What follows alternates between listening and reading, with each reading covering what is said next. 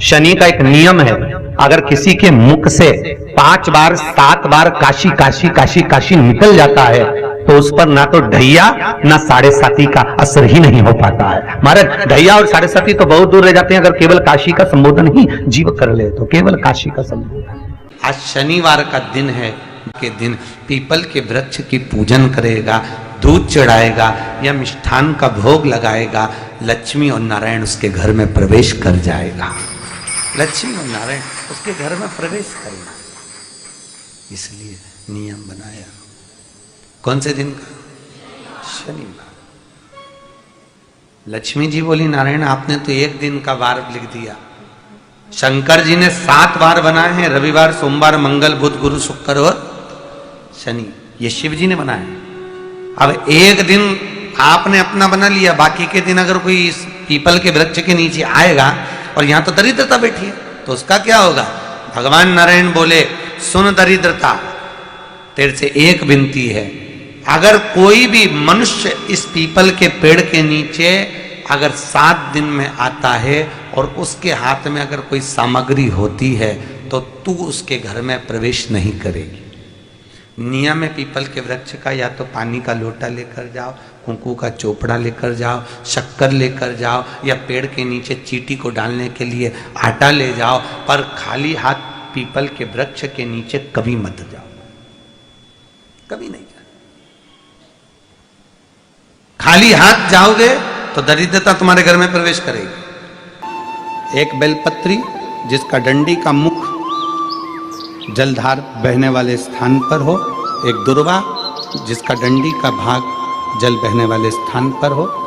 कर्ण घंटेश्वर भगवान जो काशी में विराजते हैं, पहला जल जहां जल बहता है उसकी साक्षी में, दूसरा और तीसरा 3 स्थान पर खड़े होकर कर्ण घंटेश्वर महादेव के नाम से अगर जल चढ़ाकर उस जल का आचमन, जिसका विवेक काम नहीं कर रहा है, कोई बच्चा मानसिक विकलांग है, बुद्धि काम नहीं कर रही है, डॉक्टर ने कह दिया ये कोमा में चला गया है, वेंटिलेटर पर पड़ा हुआ है और विवेक काम नहीं कर रहा है, तो डॉक्टर का इलाज तो करवाओ, क्योंकि डॉक्टर शंकर का एक रूप है, जो दवाई दे वो भी खिलाओ, पर साथ में कर्ण घंटेश्वर का जल भी, उसका नाम लेकर चढ़ाकर वो जल भी अगर उसको आचमन कराया जाएगा तो जल्दी से जल्दी विवेक काम करना प्रारंभ करेगा।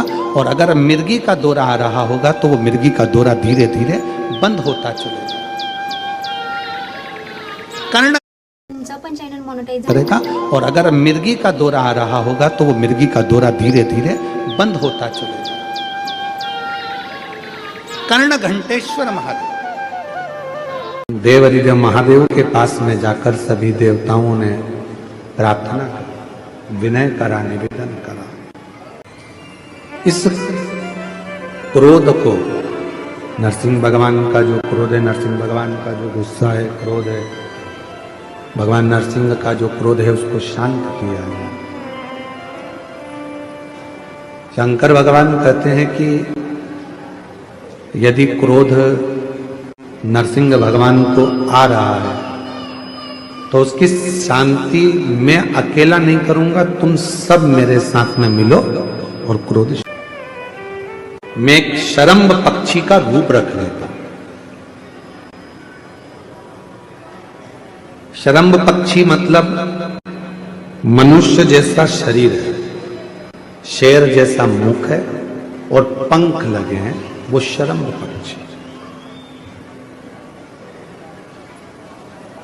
और शरम्भ पक्षी का रूप रखकर मैं नरसिंह भगवान को क्रोध को शांत करूंगा, उनको पंजे में उठाकर अलकनंदा नदी में ले जाकर डालूंगा, जिससे उनका क्रोध शांत हो। शरम्भ पक्षी का रूप रखकर भगवान नरसिंह भगवान के पास में पहुंचे और नरसिंह भगवान के पास पहुंचकर उन्होंने नरसिंह भगवान को अपने पंजे में लिया और अलकनंदा नदी में ले जाकर छोड़ा। कभी बद्रिकाश्रम आप लोग जाएंगे दर्शन करने के लिए, तो जब अलकनंदा नदी के पुल पर चढ़ेंगे तो ताप्त कुंड के ठीक नीचे की ओर एक नरसिंह शिला है, उसका दर्शन मात्र कर लेने से व्यक्ति के जीवन में क्रोध की शांति होती है। क्रोध। शरम्भ भगवान शिव जी का जो ये नाम है शरम्भेश्वर महादेव, ये कोई साधारण सा नाम नहीं। भगवान शंकर का ये जो नाम है ये क्रोध को शांत करता है। इसलिए जब जब अगर अपने भीतर अगर कहीं क्रोध उत्पन्न हो रहा है या अपने को लगता है कि अपन बहुत गुस्सा कर रहे हैं, एक बेलपत्र को अपने हाथ में रखकर शंभेश्वर महादेव का नाम लेकर अपने घर में जो शंकर का शिवलिंग है उसको यदि समर्पित कर देते हैं तो हमारा क्रोध उसी क्षण समाप्त हो जाता है, शांत हो जाता है। शंभेश्वर ये क्रोध की शांति के लिए शंभेश्वर की रज में जाना तो ब्रज की रज को उठा कर नहीं लाना, गोवर्धन नाथ जी की परिक्रमा करने जाना तो गोवर्धन नाथ जी के शिलाखंड को मेरे गिरिराज बाबा को लेकर मत आना। आप किसी तीर्थ में घूमने के लिए जाना तो वहां की रज को लेकर मत आना। ना जाने उस रज में, उस जल में ना जाने कितने जीव होंगे जो तप कर रहे होंगे, साधना कर रहे होंगे और भगवान से प्रार्थना कर रहे होंगे कि आपके चरण की रज मिलेगी। कोई संत के चरण की रज, कोई सतगुरु के चरण की रज, कोई जीव के चरण की रज मिलेगी और कल्याण हो जाएगा। हाँ, अगर काशी में भी तुम्हें गंगा जल लाना है तो काशी के गंगा जल को लाने से पहले शंकर जी को समर्पित कर कर एक लोटा जल शिव को चढ़ा दो पहले, फिर वहीं से भरकर मेरे बाबा से आज्ञा लेकर उस काशी के जल को लेकर आ जाओ कि बाबा अब गंगा जी का जल नहीं, मुझे आपका चढ़ा हुआ मस्तक का जल लेकर जा रही हूं जो संपूर्ण जीवों का कल्याण करने वाला है। जिस काशी का केवल नाम उच्चारण ही हमारे जीव की कल्याण कर देता है। 5 बार काशी काशी बोला, जीव का उद्धार हो गया।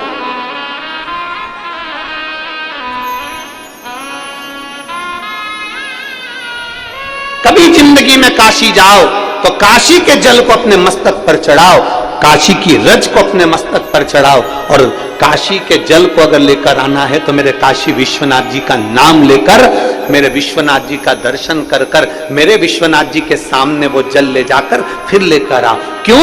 क्योंकि जब जल काशी विश्वनाथ जी के सामने जाएगा तो उस जल पर मेरे बाबा की दृष्टि पड़ जाएगी और हम जैसे जीवों का कल्याण होता है वैसे जल के जीवों का भी कल्याण हो जाएगा। जाओ शिव तत्व को पाने। कितने जीव रहते हैं काशी में, उनकी गति, उनकी मुक्ति शिव तत्व से। एक बार सारे पित्र जानते हो ना आप लोग, जम के तो बोलो, जो चले गए, प्राण छूट गए, जो चले गए, वो पितरों की गिनती में आए। गर्भ में अगर कोई बच्चा मर गया, गर्भ से बाहर निकलकर मर गया तो वो आहूतों की गिनती में आ गया, जो कुंवारी अवस्था में मर गया। वो कुंवारा चले गया, आहूत हो गया, कुंवारी अवस्था में चले गए। तो पितर, आहूत, ये सब भगवान देवादिदेव महादेव के पास आ गए और भगवान शिव जी के पास आकर खड़े हो गए।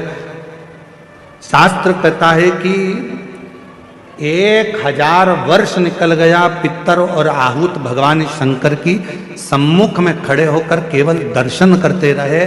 उन्होंने ना कोई मंत्र जपा, ना कोई साधना करी, ना कोई व्रत करा, ना कोई उपवास करा, केवल शिव को एक टकी निहारते रहे, केवल बाबा का दर्शन करते रहे, केवल दर्शन।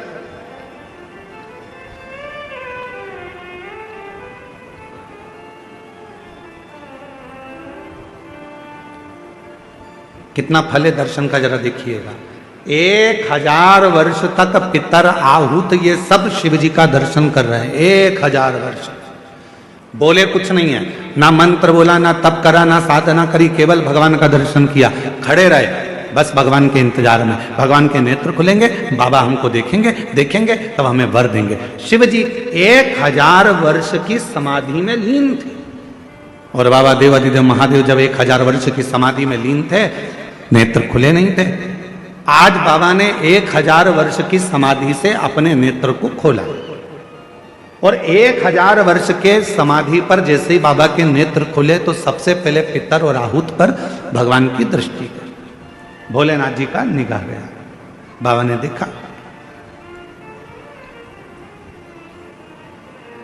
शिव जी ने पितरों को बुलाया, आहूतों को बुलाया और बुलाकर पूछा, क्यों भाई, क्या बात है, तुम यहां खड़े हो,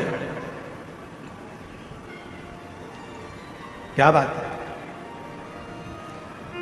बस देव अधिदेव महादेव बाबा पूछने ही वाले थे, इतनी देर में नंदी दौड़कर आ गया।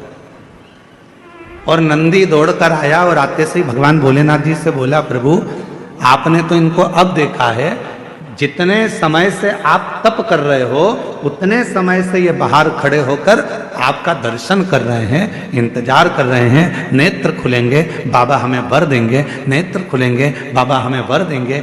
1000 वर्ष इन पितरों को हो गया, 1000 वर्ष इन आहूतों को हो गया, आपका दर्शन कर रहे हैं प्रभु, आप इन्हें वर दे दीजिए। शिव जी ने पितरों से पूछा, तुम क्या चाहते हो, तुम्हें चाहिए क्या? आहूतों से पूछा, तुम्हें क्या चाहिए, तुम बोलो। पितर और आहूत दोनों एक ही बात बोले, प्रभु संसार के लोग श्राद्ध पक्ष में हमको जल देंगे। संसार के लोग जब श्राद्ध आएगा, 16 श्राद्ध 16 दिन के आएंगे, तब ब्राह्मण को भोजन कराएंगे, पिंडदान करेंगे, तर्पण करेंगे, श्राद्ध करेंगे, तर्पण में जल देंगे, तब हमको जल प्राप्त होगा, तब हमको भोजन प्राप्त होगा, तब तक हम भूखे रहेंगे। इसलिए प्रभु एक कृपा कर दो कि ऐसी कोई व्यवस्था कर दो कि घर के लोग, परिवार के लोग, कुटुंब के लोग, कोई भी प्रतिदिन या हफ्ते में एक बार कैसे भी उनके माध्यम से हमें जल प्राप्त हो जाए और हम तृप्त हो जाएं। भगवान देवाधिदेव महादेव ने वर दे दिया पितरों को, आहूतों को। क्यों चिंता करते हो? जब संसार का मनुष्य मेरे शिवलिंग पर जल चढ़ाएगा, वो जल बहकर जब नीचे की ओर आएगा और अशोक सुंदरी से स्पर्श कर कर आगे बढ़ेगा, उसी समय पर आपको वो जल प्राप्त हो जाएगा और सारे पितर और आहूत तृप्त होते चले जाएंगे। वो जल आपको वहां प्राप्त होगा। अब कई लोग कहते हैं गुरुजी हमारे यहां पितृदोष हो गया,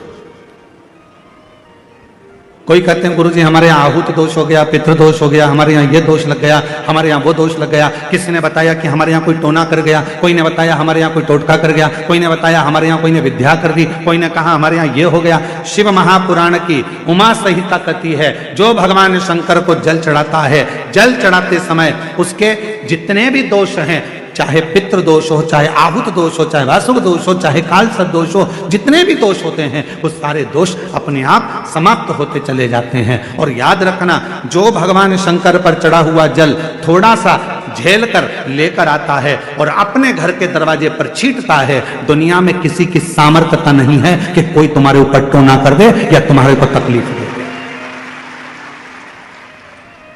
किसी की सामर्थ्यता नहीं। हम तो बाबा के भरोसे चलते हैं। आप एक लोटा जल शंकर भगवान को समर्पित करते हो, शिव उसको स्वीकार करते हैं। आप एक चम्मच में से भी आधी चम्मच यदि देसी गाय का, हमारी वेद लक्षणा देसी गाय का यदि दूध आधी चम्मच से भी आधी चम्मच यदि आप शिव को दे रहे हो, शिव स्वीकार कर रहे हैं। फिर आप केमिकल का दूध मत चढ़ाओ, थैली का दूध मत चढ़ाओ, ये इधर उधर से आया हुआ दूध भगवान को मत चढ़ाओ। आप तो देसी गाय का एक आधी चम्मच से भी आधी चम्मच दूध अगर शिव को दे रहे हो तो शिव स्वीकार करो। चप्पल बार बार टूट रही हो, कमर से नीचे जो वस्त्र पहने हो वो फट रहे हो, कहीं पजामा है, धोती है, आदि वस्त्र हैं, कपड़े हैं, वो अपने आप फट, आज के जमाने में तो फटे फटाए पहनते हैं लोग, फैशन। उसकी गारंटी नहीं है, उसका हम वर्णन नहीं कर रहा। हम जब पहनते हम समझ जाते हैं इसको शनि तो ऑलरेडी लगा ही हुआ। जब उनका घुटना घुटनी सब फटा हुआ दिखता है तो उसमें लग जाता है कि शनि पहले से लग गया बापड़ा, उनके पहने से तो मालूम पड़े। शनि का नियम है, शनि कथा कहती है, पांव की चप्पल बार बार टूट रही हो, घिस गई हो, बद्दी टूट रही हो, कुछ कर रही हो, और अगर कमर से नीचे जो वस्त्र पहने हो वो अपने आप फट रहे हो, समझ लेना कि शनि पांव से प्रवेश कर रहा, मतलब अपनी प्रखरता शनि दिखा रहा। किसी मंदिर में गए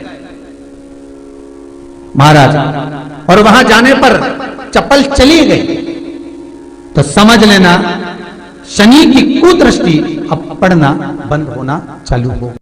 कोई भी ग्रह अनुकूल नहीं है, सब बेकार चल रहे हो, सब प्रतिकूल चल रहे हो, दूध के पात्र में दुर्वा डाल लो, पीपल के वृक्ष के नीचे चढ़ा कर आओ, राहु केतु शुक्र शनि जो भी गड़बड़ है सब सुधरना चालू हो जाता है। दुर्वा का वो शनिवार तेरा है, लो संभालो बालाजी परिवार तेरा है, मंगलवार तेरा है, शनिवार तेरा है, लो संभालो बालाजी परिवार तेरा है।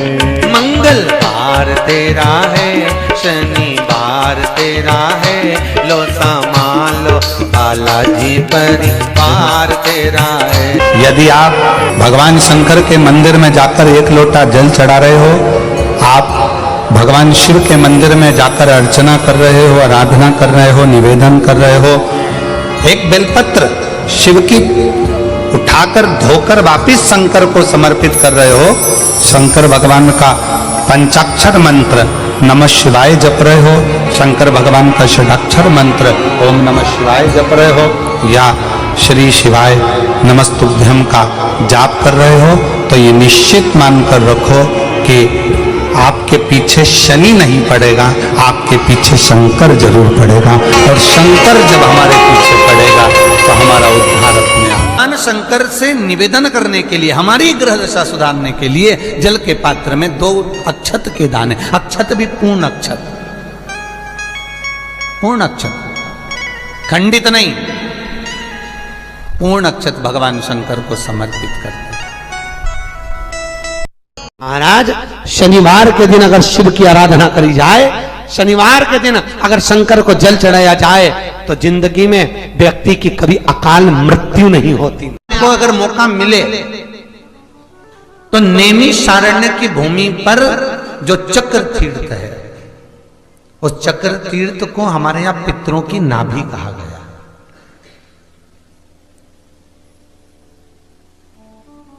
पूरी दुनिया में केवल एक ही जगह है जहां पर भगवान शंकर छुप कर बैठे हैं पानी के अंदर, जिसका नाम गुप्तेश्वर महादेव है। पूरी दुनिया में केवल एक ही जगह है, गुप्तेश्वर महादेव, जहां भगवान शंकर पानी में छुपकर बैठे हुए, और हम अगर कोई फल, कोई प्रसाद लेते हैं, कोई बेलपत्री फूल लेते हैं, और हम भगवान को जब वो बेलपत्र, जब वो फूल हम भगवान को देते हैं, तो हम भगवान को अर्पण करने के लिए जब पानी में छोड़ते हैं, बहते पानी में जब उसको छोड़ा जाता है, तो वो बेलपत्र, वो फूल, वो प्रसाद जमीन तलातल में जल के अंदर चला जाता है। फूल पत्ती वैसे पानी में तैरना चाहिए, परवाह नहीं तैरेगा, वो अंदर चले जाएगा, अर्पण किया। और यदि आपने कहा भगवान प्रसाद दे दीजिए भोलेनाथ, प्रसादम कर दीजिए, तो वही फूल पत्ती, वही प्रसाद वापिस पानी में से निकलकर बाहर आ जाता है, वही पानी। पूरी दुनिया में केवल एक ही जगह है, वो है नैमिषारण्य, गुप्तेश्वर महादेव, क्योंकि वहां पितरों की नाभि है, और पितरों की नाभि का जो भाग कहा गया है कि उस जगह पर जो हम देते हैं उसका फल हमको तुरंत प्राप्त होता है, तुरंत।